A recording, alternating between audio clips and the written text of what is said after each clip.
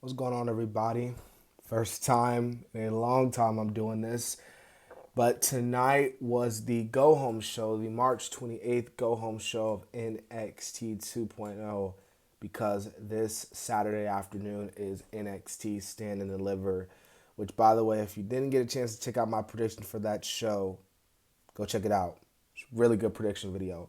But anyway, let's not waste any time. Let's get to it. I know NXT was spoiled tonight, so spoiler alert. But nonetheless, still NXT regardless.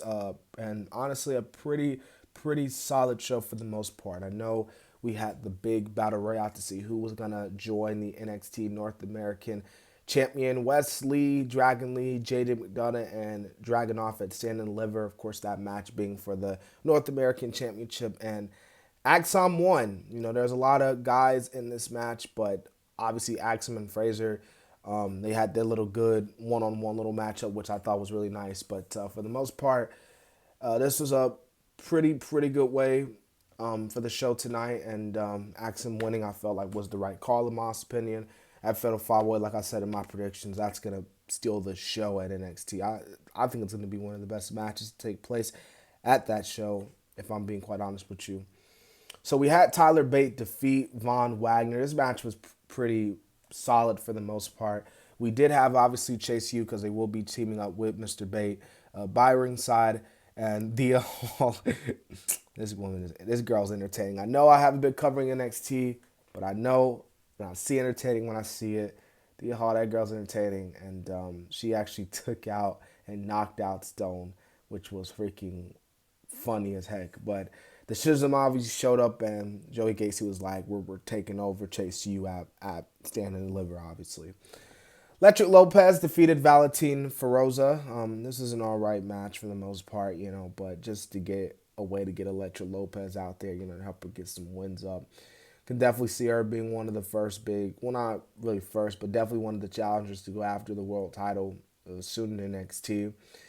We had Eddie Thorpe, this was actually his debut here. He defeated Miles Bourne, and he actually did pretty good here. Eddie Thorpe. I hope I didn't say his last name wrong, but ET looked pretty good here in his debut here, so he's definitely gonna hopefully make a name for himself down here in NXT. I think at the beginning of the video I actually said NXT 2.0. I meant to say NXT. So if I said 2.0, I apologize. I really do.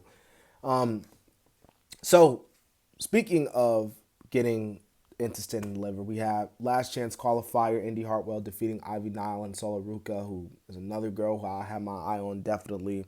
This was actually a pretty good match for the most part, but Indy Hartwell winning was definitely somewhat of a call. She's not going to win at Stand and Deliver, but obviously, definitely, them women are definitely going to go after that title come this Saturday. So, yeah. Yeah, Drew Gulak defeating Hank Walker. Charlie Dempsey was obviously by ringside.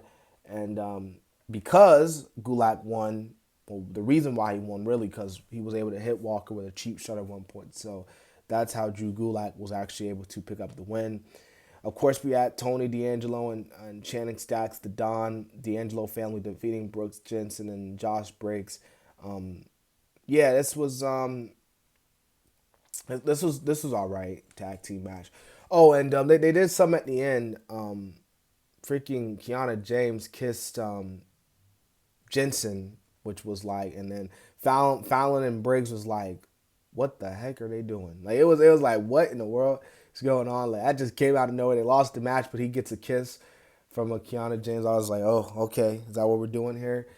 Grayson Waller came out to the ring. This is the main segment of the night, by the way. Grayson Waller came out, and Gargano and him had a big time matchup here. They had a brawl. Gargano was, I think, like busted open at one point. But these guys, man, went at it, and I thought this was a great way to end NXT. Their unsanctioned match is going to be really good at the pay-per-view or premium live event, whichever one you call it.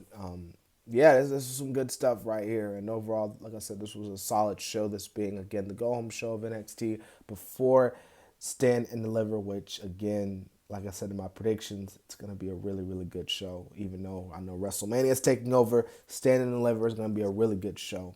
I hope you guys enjoyed my NXT review. This has been the Kid DC Wrestling. Continue to like, comment, and subscribe. And so